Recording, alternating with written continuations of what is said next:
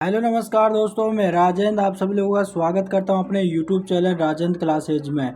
दोस्तों, आज की वीडियो के अंदर मैं आपको 25 अति इम्पोर्टेंट प्रश्न कराने वाला हूं जो यहां पर आपके बार बार जो आपके एग्ज़ामों के अंदर रिपीट होते हैं।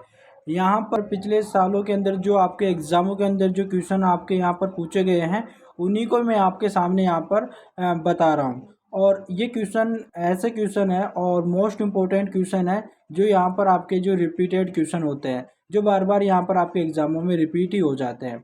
यहाँ पर आपका पहला क्वेश्चन है, जिसमें आपका पहला क्वेश्चन है, भारतीय पुनर्जागरण का पिता किसे कहा जाता है। भारतीय पुनर्जागरण का पिता किसे कहा जाता है, तो इसका राइट आंसर होगा राजा राम मोहन राय, यानी कि इसका ऑप्शन नंबर सी होगा। और इसको और भी कहा जाता है, जो राजा राम मोहन राय है, इसको है ना जो नए भारत का पैगंबर भी कहा जाता है। और इसे पर यहाँ पर प्रभात का जो दोस्तों यहाँ पर जो है ताड़ा भी कहा जाता है, और नव जागरण का अग्रदूत भी कहा जाता है। तो इसके जो है चार नाम दिए गए हैं और चार चीज़ों से इसे जाना जाता है, राजा राम मोहन राय को। तो इसको भी आप ध्यान रखिएगा। आपका अगला क्वेश्चन है, सेकंड क्वेश्चन है, निम्न में से किस नदी का स्रोत भारत से बाहर है। मतलब कि इसका जो स्रोत है जो भारत से बाहर है, वो कौन सी नदी है। तो दोस्तों, वो नदी है यहाँ पर आपके ब्रह्मपुत्र। कौन सी, इसका राइट आंसर होगा ए, यानी कि ब्रह्मपुत्र वो नदी है। और यहाँ पर जो दोस्तों मैं बताऊं, और इसको जो तिब्बत में से क्या कहा जाता है, तिब्बत में इसमें दोस्तों यहाँ पर जो सागपो कहा जाता है। ब्रह्मपुत्र नदी को यहाँ पर जो तिब्बत के अंदर इसे जो है सागपो के नाम से भी जाना जाता है, ब्रह्मपुत्र नदी को। आपका अगला क्वेश्चन है तीसरा, संविधान सभा के चुने हुए स्थायी अध्यक्ष कौन। संविधान सभा के चुने हुए स्थायी अध्यक्ष कौन। ये क्वेश्चन आपको आता भी होगा दोस्तों, और यहाँ पर एकदम सरल क्वेश्चन है। और यहाँ पर दोस्तों ये क्वेश्चन तो आपको आना भी चाहिए। और संविधान सभा के चुने हुए स्थायी अध्यक्ष कौन है, तो इसका राइट आंसर होगा सी, यानी डॉक्टर राजेंद्र प्रसाद। अब यहाँ पर मैं इसके बारे में बताऊं, यानी कि 9 दिसंबर 1946 को संविधान सभा की प्रथम बैठक की अध्यक्षता जो करने वाले थे, वो अस्थायी अध्यक्ष डॉक्टर सच्चिदानंद ने की। और 11 दिसंबर 1946 को संविधान सभा ने डॉक्टर राजेंद्र प्रसाद को निर्विरोध संविधान सभा जो है अस्थायी अध्यक्ष के रूप में निर्वाचित किया गया है ना। जो डॉक्टर राजेंद्र प्रसाद है वो निर्विरोध चुने गए हैं संविधान सभा के द्वारा, और ये स्थायी अध्यक्ष थे। और अस्थायी अध्यक्ष थे जो सच्चिदानंद थे। इसको भी आप याद रखिएगा। अगला आपका नेक्स्ट क्वेश्चन है, चौथा क्वेश्चन। आपका चौथा क्वेश्चन है, भारतीय औद्योगिक विकास बैंक की स्थापना कब की गई। इसको भी आप याद रखिएगा, ये भी आपका रिपीटेड क्वेश्चन है। इसका राइट आंसर होगा ए, यानी जुलाई 1964 को। क्या आंसर हो जाएगा, जुलाई 1964 को इसका आंसर हो जाएगा। आपका पांचवा क्वेश्चन है, एसी को डीसी में रूपांतरित करने के लिए प्रयुक्त साधन को कहते हैं।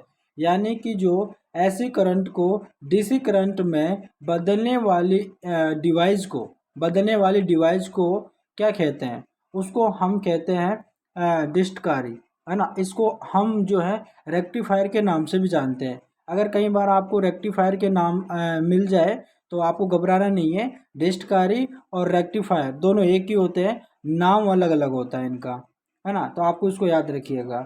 और छठवां क्वेश्चन है, मानव हृदय में कक्षों यानी कि चैम्बर्स की संख्या कितनी होती है। जो मानव का हृदय होता है वो 4 भागों में बटा हुआ होता है। यानी कि ऊपर के जो 2 भाग होते हैं उनको हम कहते हैं दाया आलिंद दाया नीले, और नीचे वाले जो 2 भाग होते हैं उनको हम बोलते हैं बाया आलिंद बाया नीले। तो इस प्रकार से मानव हृदय का जो हृदय है वो 4 भागों में बटा हुआ होता है। तो इसको अभी आप याद रखिएगा। इसका राइट आंसर होगा ए, यानी कि 4। सातवां क्वेश्चन है, और सातवां क्वेश्चन भी इम्पोर्टेंट है, मोस्ट इम्पोर्टेंट क्वेश्चन है, याद रखिएगा। दक्षिण अमेरिका के शीतोष्ण घास स्थलों को क्या कहते हैं। जो दक्षिण अमेरिका के शीतोष्ण घास स्थलों को क्या कहते हैं, तो इसका राइट आंसर होगा आपका, इसका राइट आंसर क्या होगा दोस्तों, सातवां का ए, यानी पंपास। और मैं आपको और बता दूं, जो उत्तरी अमेरिका के, हमने यहाँ पर आपको बताया हूँ दक्षिण अमेरिका के, दक्षिण अमेरिका के शीतोष्ण घास स्थलों को यहाँ पर पंपास कहते हैं। लेकिन मैं आपसे क्वेश्चन करूँ, उत्तरी अमेरिका के शीतोष्ण घास स्थलों को क्या कहते हैं? तो यहाँ पर आपका राइट आंसर होगा प्रेयरीज। क्या? यानी प्रेयरीज। अगर आपसे पूछ लिया जाए उत्तरी अमेरिका के शीतोष्ण घास स्थलों को क्या कहते हैं, तो प्रेयरीज कहते हैं। और दक्षिण अमेरिका के शीतोष्ण घास स्थलों को क्या कहते हैं? पंपास कहते हैं। इसलिए हमारा नेक्स्ट क्वेश्चन है आठवां क्वेश्चन। आठवां क्वेश्चन भी आपका मोस्ट इंपोर्टेंट क्वेश्चन है। भारत के संविधान का निम्नलिखित में से कौन सा अनुच्छेद प्रेस की स्वतंत्रता से संबंधित है? तो आपका आठवां का राइट आंसर होगा ए, अनुच्छेद 19। अनुच्छेद 19 है वो हमारे भारत के संविधान का जो है प्रेस की स्वतंत्रता से संबंधित है। नवा क्वेश्चन इंपॉर्टेंट है और ये भी इम्पोर्टेंट क्वेश्चन है, याद रखिएगा। नरम दल और गरम दल के बीच विभाजन कहाँ और किस वर्ष हुआ था? आपको बताना है जो आपका जो यहाँ पर दो भागों में बटा था, जो नरम दल और गरम दल, तो उसका विभाजन कहाँ हुआ और किस वर्ष हुआ, आपको बताना है। जो आपका जो सूरत अधिवेशन था आपका कांग्रेस का, वो दो भागों में बटा हुआ था, तो आपको बताना है। तो इसका राइट आंसर होगा ए। इसका राइट आंसर क्या होगा दोस्तों? ए होगा राइट आंसर। यानी कि 1907 में कांग्रेस के सूरत अधिवेशन में यहाँ पर विभाजन कहाँ हुआ? सूरत अधिवेशन में हुआ था, 1907 में हुआ था। और इसको भी याद रखिएगा। 10वां आपका क्वेश्चन है। 10वां आपका क्वेश्चन है, मंगल पांडे ने 1857 के विद्रोह की पहली गोली चलाई थी, वो कहाँ पे चलाई थी? आपसे ये पूछ रहा है कि पहली गोली चलाई थी वो कहाँ पे चलाई थी। तो आपका 10वां का जो राइट आंसर होगा वो ए होगा, यानी कि कहाँ पर? बैरकपुर में। तो आपका राइट आंसर क्या हो जाएगा? बैरकपुर, है ना। बैरकपुर के अंदर मंगल पांडे ने 1857 के विद्रोह की पहली गोली चलाई थी। आपका 11वां क्वेश्चन है। और 11वां क्वेश्चन जो दोस्तों इम्पोर्टेंट क्वेश्चन है, आपके जो एग्जामों के अंदर पूछ लिया जाता है। अगर आपको इस क्वेश्चन में आप पूछ रहा है पानीपत का प्रथम युद्ध कब हुआ था? पानीपत के यहाँ पर तीन युद्ध हुए थे, प्रथम युद्ध, सेकंड युद्ध और थर्ड युद्ध। आपको जो दोस्तों यहाँ पर तीनों कमेंट बॉक्स में आपको लिख के बताना है कि जब कौन सा युद्ध कौन से वर्ष हुआ था। यहाँ से आपको क्वेश्चन में पुटअप कर रहा है पानीपत का प्रथम युद्ध कब हुआ था।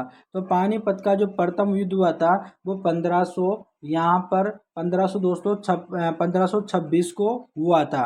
अगर मैं आपसे पूछ लूँ सेकंड युद्ध कब हुआ था? सेकंड युद्ध यहाँ पर आपके 1556 को।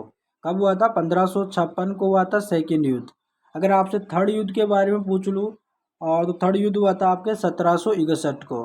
तो इन तीनों को आपको याद रखना है, क्योंकि आपके एग्जामों में कोई सा भी पूछ सकता है, प्रथम युद्ध, सेकंड युद्ध, थर्ड युद्ध। तो आपका प्रथम युद्ध कब हुआ था? 1526 को। सेकंड युद्ध कब हुआ था? 1556 को। और थर्ड युद्ध कब हुआ था? 1761 को। याद रखिएगा। आपका 12वां क्वेश्चन है। 12वां क्वेश्चन है प्रसिद्ध चरकुला नृत्य संबंधित है। यहाँ जो चरकुला नृत्य वो कहाँ से संबंधित है, कहाँ का है?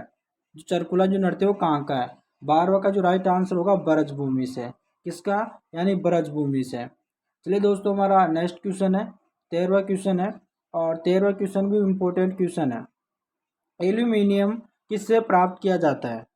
और इस यानी पहले जान लीजिएगा कि जो एल्यूमिनियम होता है वो मुक्त अवस्था में नहीं पाया जाता, है ना। ये एल्यूमिनियम है ना दोस्तों, वो संयुक्त अवस्था में या धातु के विभिन्न अयस्कों के रूप में पाया जाता है।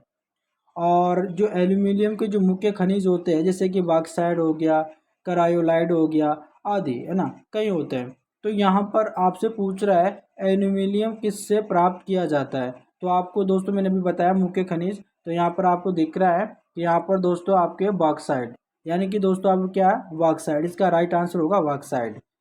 आपका जो है 14 क्वेश्चन है। आपका 14वां क्वेश्चन है, मानवों में स्वाद इंद्रियों का पता लगाते हैं। यहाँ जो स्वाद इंद्रियाँ होती है उनका जो पता लगाया जाता है वो कौन लगाता है? आपको दोस्तों नाम से पता चल रहा होगा कि जो इसका पता कौन लगाता है। तो इसका पता लगाता है आपका, यानी कि राइट आंसर होगा दोस्तों ए, यानी स्वाद, है ना। जो स्वाद इंद्रिया किसका पता लगाती है? स्वाद का पता लगाती है। तो इससे आपको जो क्वेश्चन से पता चल रहा होगा जो स्वाद इंद्रिया होती है वो स्वाद का पता लगाती है। चलिए दोस्तों हमारा जो है 15वां क्वेश्चन है। 15वां क्वेश्चन देखिएगा, व्रतर यानी कि इसे ग्रेटर भी कहा जाता है, वो हिमालय का दूसरा नाम क्या है? जो व्रतर हिमालय है उसका जो दूसरा नाम क्या है? तो इसका राइट आंसर होगा हिमाद्री, है ना। क्या होगा? हिमाद्री।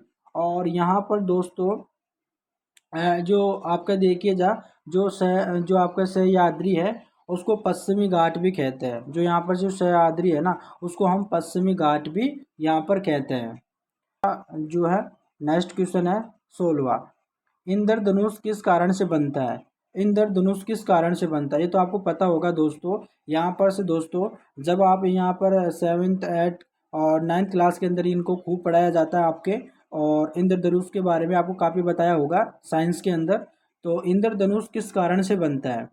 तो इसका आपको जो है कमेंट में करके यहाँ पर कमेंट बॉक्स में लिख के बताना है इसका राइट आंसर क्या होगा, है ना। अब मैं आपको बताता हूँ इसका जो इंद्रधनुष है वो किस कारण से बनता है। यहाँ पर जो इसका राइट आंसर होगा 16वां का दोस्तों, तो इसका राइट आंसर होगा डी, यानी कि परिवर्तन और पूर्ण परावर्तन। ठीक है, यानी परिवर्तन और परावर्तन, तो इसका राइट आंसर होगा डी, है ना दोस्तों। और चलिए हमारा नेक्स्ट क्वेश्चन है 17वां। 17वां क्वेश्चन है दोस्तों हमारा, भारत के संविधान की उद्देशिका में कितने प्रकार के न्याय की व्यवस्था की गई है? यहाँ पर जो है न्यायिक जो है 3 प्रकार की जो है व्यवस्था की गई है, और वो कौन कौन से हैं? पहला है आपके सामाजिक, दूसरा आपके आर्थिक, तीसरा आपके राजनीतिक, है ना। इस प्रकार से दोस्तों आगे बढ़ने से पहले मैं आपको बता दूं, अगर आपने हमारे यूट्यूब चैनल राजन क्लासेस को सब्सक्राइब नहीं किया तो प्लीज़ हमारे चैनल को सब्सक्राइब करिए, ताकि आने वाली वीडियो का नोटिफिकेशन आपको तुरंत मिले। और यहाँ पर मैं आपको एकदम रीजनिंग, और यहाँ पर आपको एकदम बेसिक से रीजनिंग और मैथ भी यहाँ पर आपको एकदम बेसिक तरीके से करवा रहा हूँ, है ना। तो आप दोस्तों हमारे चैनल से बने रहिएगा ताकि आपका जो है सिलेक्शन हो सके। चलिए दोस्तों हमारा नेक्स्ट क्वेश्चन है 18वां। 18वां क्वेश्चन है दोस्तों हमारा, दो देशों के बीच वस्तु विनिमय को क्या कहा जाता है? यानी दो देशों के बीच जो वस्तु का विनिमय होता है उनको क्या कहा जाता है? तो इसका राइट आंसर होगा यानी द्विपक्षीय व्यापार, है ना। इसका क्या राइट आंसर हो जाएगा? द्विपक्षीय व्यापार हो जाएगा। चलिए दोस्तों हमारा 19वां क्वेश्चन है, 19 इतिहास के आरंभिक काल को निम्नलिखित में से क्या कहा जाता है? आरंभिक काल का मतलब यानी कि जो पहले का जो शुरू का जो काल है उसको हम बोलते हैं आरंभिक काल। तो उसको क्या कहा जाता है? ये हिस्ट्री से संबंधित का क्वेश्चन है। तो यहाँ पर इसको बोला जाता है पूरा पाषाण काल, तो इसका राइट आंसर होगा ए। और जो मध्य का जो काल होता है उसको हम बोलते हैं मध्य पाषाण काल, और जो अभी का काल चल रहा है, प्रेजेंट का काल चल रहा है, उसको हम बोलते हैं नव पाषाण काल। इसको भी याद रखिएगा। आपका 20वां क्वेश्चन है, 20वां क्वेश्चन है दोस्तों, मिलिंद पानो क्या है? इसका राइट आंसर आपको बताना है। तो इसका राइट आंसर हो जाएगा दोस्तों आपका बौद्ध ग्रंथ। क्या हो जाएगा इसका? बौद्ध ग्रंथ, यानी कि इसका राइट आंसर हो जाएगा डी। चलिए दोस्तों हमारा नेक्स्ट क्वेश्चन हमारा 21वां है, भारतीय प्रतीक पर भारतीय प्रतीक पर उत्कीर्ण सत्यमेव जयते कहाँ से लिया गया? जो आपका सत्यमेव जयते वो कहाँ से लिया गया है? तो इसको दोस्तों ये तो आपको पता होगा, जो इसको कहाँ से लिया गया है। इसको लिया गया है दोस्तों आपके मुंडकोपनिषद से, है ना। इससे यहाँ पर लिया गया है, तो इसका राइट आंसर होगा डी। और दोस्तों सत्यमेव जयते का मतलब क्या है? इसका मतलब क्या है? इसका मतलब है कि सत्य की ही विजय होती है। सत्यमेव जयते का मतलब क्या है? कि सत्य की ही विजय होती है ना। चलिए दोस्तों हमारा 22वां क्वेश्चन है। 22वां क्वेश्चन है, भारत में तेल की पहली जो परिष्करणशाला स्थापित की गई थी वो कहाँ पर की गई थी?